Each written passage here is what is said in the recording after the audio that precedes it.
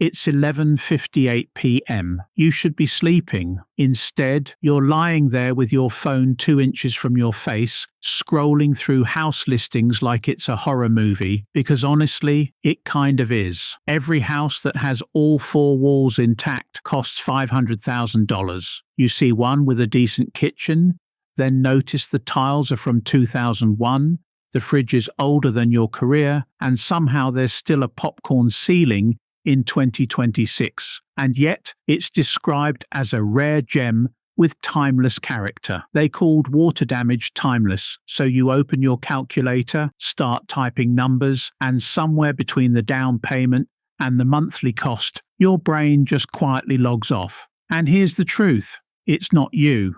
The math really is this bad.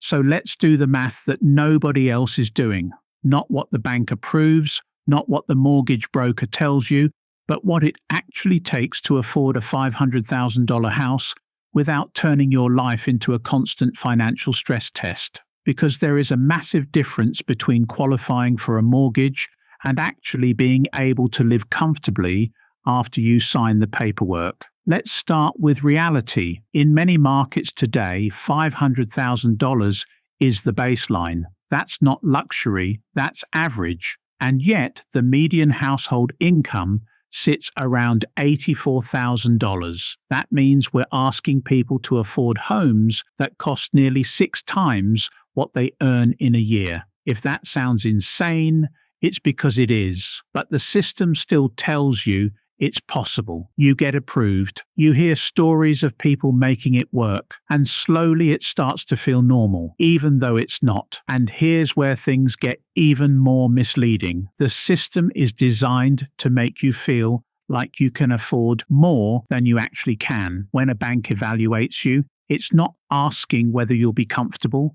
It's calculating the maximum amount it can safely lend. Approval is based on formulas. Affordability is based on your real life. The bank doesn't factor in your stress, your future plans, or unexpected expenses. It doesn't care if you'll be stretched thin. And this creates a dangerous gap between what you can buy and what you should buy. Most people fall straight into that gap without realizing it. Now let's talk about the down payment. The traditional advice is 20% on a $500,000 house. That's $100,000 in cash. The average savings account balance is around $8,000. That's not a small gap. You're roughly $92,000 short. Even if you manage to save aggressively, let's say 10% of your income every year, that's about $8,400 annually. It would take over a decade to reach that down payment. And that assumes prices don't increase, which they almost always do, so most people lower the down payment to 5% or 10%. That feels like progress, but it introduces PMI, an extra monthly cost that protects the bank, not you. You end up paying more simply because you don't already have enough. Now let's look at the monthly payment. With a smaller down payment, you're likely financing around $450,000. At current interest rates, your mortgage might come out to roughly $2,800 per month. And this is where most people stop. They see that number and think it's manageable. But that's not the real number. You still have property taxes, insurance, maintenance, and PMI. When you add everything together, your true monthly cost is closer to $4,300. And that's assuming nothing goes wrong. But even that number isn't the full picture, because home ownership comes with expenses that don't show up in neat monthly calculations. The water heater breaks, the AC fails during peak summer, the roof starts leaking. These are not rare events, they're part of ownership. When you rent, these problems are someone else's responsibility. When you own, they're yours. And they don't wait until you're financially ready. They just happen. You're not just buying a house, you're buying every future issue that comes with it. Now let's reverse the math. Financial guidelines suggest that housing should take up no more than 28% of your income. So to comfortably afford $4,300 per month, you'd need to earn around $180,000 annually. Even if you stretch that to 33%, you're still looking at around $140,000. The reality is that most people don't earn anywhere near that, which means most people cannot truly afford a $500,000 house, not comfortably, not sustainably, and not without trade-offs, and yet people are still buying them. Why? Because this isn't just a financial decision, it's a social one.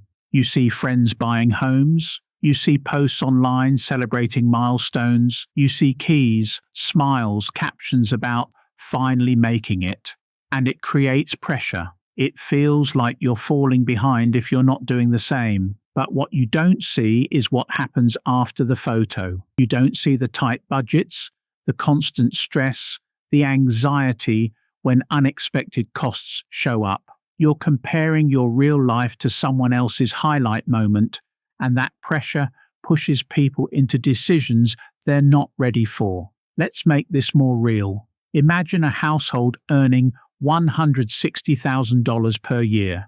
After taxes, they take home around $9,500 per month. Sounds solid. Now subtract $4,300 for housing. That leaves about $5,200. Then come car payments, insurance, groceries, utilities, and other expenses. Suddenly, there's barely anything left. Maybe a few $100s. No meaningful savings. No cushion. One unexpected expense can disrupt everything. That's what being house poor looks like. It's not luxury, it's pressure. Now compare that to someone who chooses a more flexible path. Lower housing costs, more breathing room. They can invest more, take risks, change careers if needed. Over time, the difference compounds. One is locked into maintaining stability, the other has room to grow. And over 5 years, that difference becomes massive, not just financially, but in freedom. And here's the uncomfortable truth. The system isn't broken, it's working exactly as designed. Higher home prices lead to larger loans. Larger loans generate more interest. More interest means more profit for the system. Everyone involved in the transaction benefits when you stretch your budget. The agent gets paid, the bank gets paid, the system wins, but you carry the risk. So what can you actually do? First, stop looking at what you're approved for and start focusing on what you can truly afford. Keep your housing costs within a range that allows you to live, not just survive. Second, understand that geography plays a huge role. The same $500,000 can buy drastically different lifestyles depending on where you live. Third, recognize that renting is not failure. In many cases, it's a financially smarter move, especially if it allows you to invest and maintain flexibility. And finally, if you do decide to buy, do it on your terms. Not because of pressure, not because everyone else is doing it, only when the numbers actually make sense for your life. Because at the end of the day, this isn't just about buying a house. It's about choosing a life with pressure or a life with flexibility, a life controlled by one large expense or a life where you have options. So the next time you find yourself scrolling late at night, staring at listings and running numbers, don't just ask whether you can afford the house. Ask what your life looks like after you say yes. Because that's the question that actually matters.